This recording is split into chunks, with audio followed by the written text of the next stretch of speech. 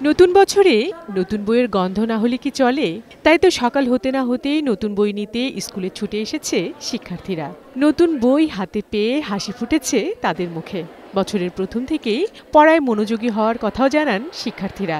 আমরা অনেক খুশি হয়েছি, যেহেতু 3টা বই পেয়েছি, 3টা শুরু করে দিব অবশ্যই, বাট আশা করব যাতে যত দ্রুত সম্ভব হয় সরকার আমাদের বইগুলো দিয়ে দেয়। সবসময় আমরা পড়াশোনা নিয়ে সিরিয়াস থাকারই চেষ্টা করি, ইনশাল্লাহ আমরা সিরিয়াস থাকব।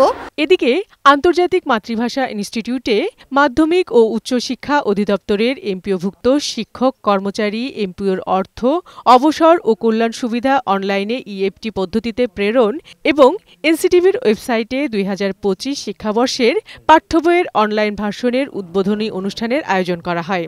এতে যোগ দিয়ে এনসিটিভির চেয়ারম্যান বলেন, জানুয়ারির মধ্যে প্রাথমিক ও মাধ্যমিকের শিক্ষার্থীরা সব বই পেয়ে যাবে। বছরের পর বছর জানুয়ারি মাসের 1 তারিখে বইয়ের নামে যে উৎসবের নামে যে অপচয় হয়েছে, সেটি লক্ষ্য করে আমাদের মাননীয় শিক্ষা উপদেষ্টা মহোদয় বলেছেন যে উৎসবের বাহুল্য বাদ দিয়ে আমরা শিক্ষাবর্ষের শুরুতে সকলের নিকট বই পৌঁছে গুণগত মানসম্পন্ন বই পৌঁছে দেওয়াই আমাদের লক্ষ্য।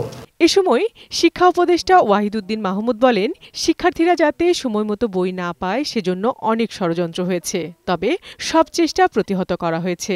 এই যে বইগুলো ছাপা, এটা একটা শেষ পর্যন্ত যুদ্ধের মতো অবস্থা হয়েছে। কেউ সন্দেহের ঊর্ধ্বে না, সেটা মন্ত্রণালয়ের ভিতরে হোক, বাইরের ব্যবসায়ীরা হোক, মজুতদাররা হোক, সিন্ডিকেট হোক, যেই হোক, আমরা ঠিক করেছি আমাদের সময়ে আমাদের মন্ত্রণালয়ে যে দুর্নীতি হচ্ছে তার জন্য আমরা দুদককে বলবো। সব বই ঠিক সময়ে শিক্ষার্থীদের হাতে পৌঁছাতে না পারায় অভিভাবকদের কাছে দুঃখ প্রকাশ করেন শিক্ষা উপদেষ্টা।